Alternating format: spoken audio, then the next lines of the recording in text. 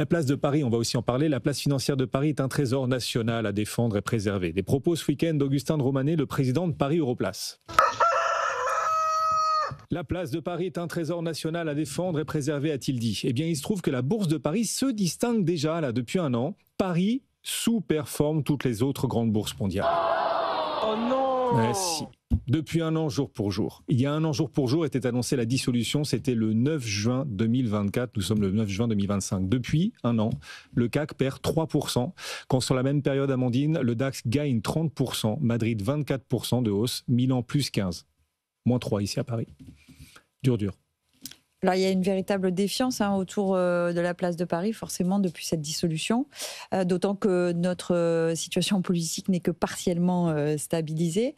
Le second point, c'est qu'encore une fois, quelles sont les grosses entreprises qui tirent notre indice? Ce sont les valeurs de consommation et de luxe, donc qui ont continué de baisser. Je pense notamment à LVMH encore plus qu'Hermès sur ce sujet. Donc, on est revenu sur des niveaux de valorisation attractifs. Mais après tout, si on n'a plus de croissance, combien de fois les résultats on paye une valeur de croissance, c'est le vrai sujet. On n'en aura pas de la croissance sur le T2 également. Donc effectivement, compliqué pour le CAC 40 de refaire son retard. Et on n'y compte pas parce qu'on sent bien que l'engouement autour de l'Allemagne et particulièrement des investisseurs internationaux, puisqu'il faut, effectivement, on parle de la performance relative depuis un an, mais sur 3 ans, l'Allemagne a nettement sous-performé et toutes les mesures qui sont prises actuellement par le nouveau gouvernement et le nouveau chancelier, forcément, poussent les investisseurs internationaux à revenir sur l'Allemagne. Un peu quelque part comme le premier mandat de notre président qui avait attirer énormément d'investisseurs. Ah oui, c'est ce que les Allemands, eux, sont en train de jouer, effectivement, et peut-être de commencer à mettre en place. Il y a des valeurs, quand même, dont vous vous dites, elles ont vraiment pas du tout souffert depuis la dissolution, voire elles ont peut-être même, depuis un an, le jour de la dissolution, profité de cette instabilité politique. Est-ce qu'il y en a ? Alors, profiter dans les grands indices, dans le principal indice, non. En revanche, ce qui est assez, je dirais, impressionnant, c'est que Vinci, puisque les concessions autoroutières sont notamment les plus touchées dans cette dissolution, Vinci a repris l'intégralité de sa baisse. Le titre a pris plus de 25%. Depuis cette dissolution.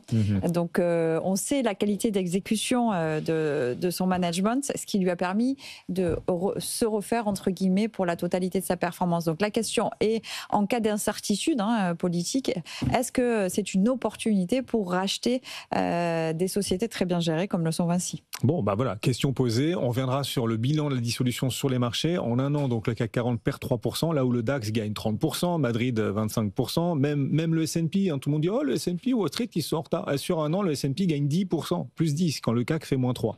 L'été sera chaud. On en entend parler de ce scénario d'un possible carry trade japonais, bref, des taux japonais qui seraient amenés à encore progresser et peut-être à amener une forme de déséquilibre majeur dans le marché quand les liquidités seront moindres, peut-être cet été. Le Premier ministre japonais Ishiba s'est exprimé tout à l'heure et il a dit, je le cite, que la hausse des taux d'intérêt était de plus en plus en train de s'imprimer comme un trend, c'est-à-dire une forme de cycle amené à durer, la hausse des taux japonais. Si tel était le cas, effectivement, est-ce qu'on irait vers un grand déséquilibre de marché ? Le Japon bénéficie depuis plusieurs mois je dirais, relocalisations, de la réorientation de la production en dehors de Chine. C'est ce qui drive cet effet hausse des taux. On le sait, le 4 août dernier, on a eu un mini crack justement par rapport à la politique de la BOJ. Ça peut se reproduire et ça pourrait se reproduire effectivement plus fort puisque cette année, le dollar en plus est plus faible. Mais les vrais sujets de l'été sont pour moi notamment justement le budget américain, encore plus que la politique monétaire japonaise.